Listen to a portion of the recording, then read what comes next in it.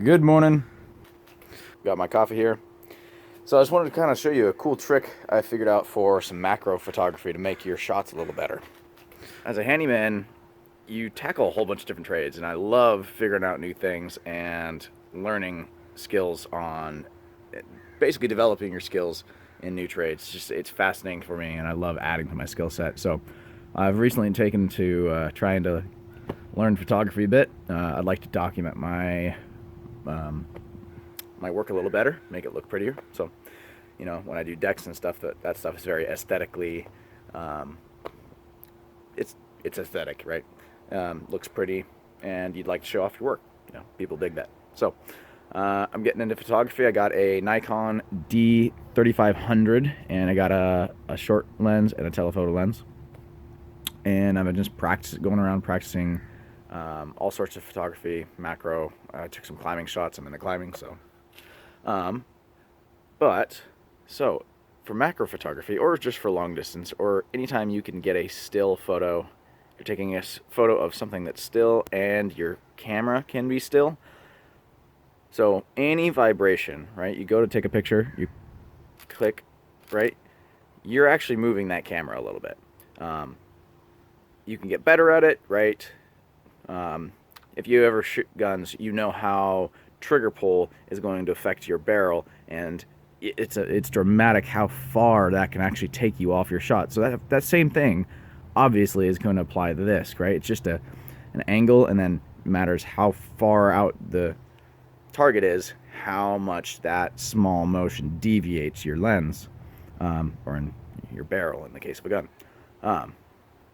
So to eliminate that, I realized there is a remote triggering setup in the Nikons. I'm not sure if it applies to all the cameras, but in this one, you can get an app called Snapbridge, which you can also have this automatically upload photos to your smartphone. But cool thing is, if you go to, wrong one, settings, you can go connect to smart device.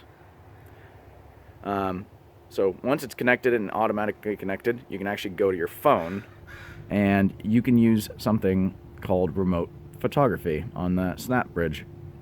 Let me see if I can pull that up here.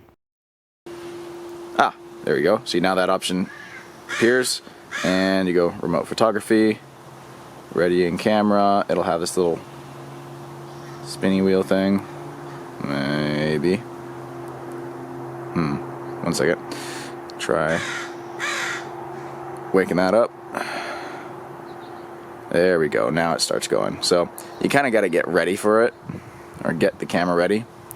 Okay. Well, it'll tell you if it's not gonna work because it doesn't have a memory card in it. I just popped the memory card from this to this camera so I could take the video. But basically, you can take a video or take a photo, and you just literally, it looks like it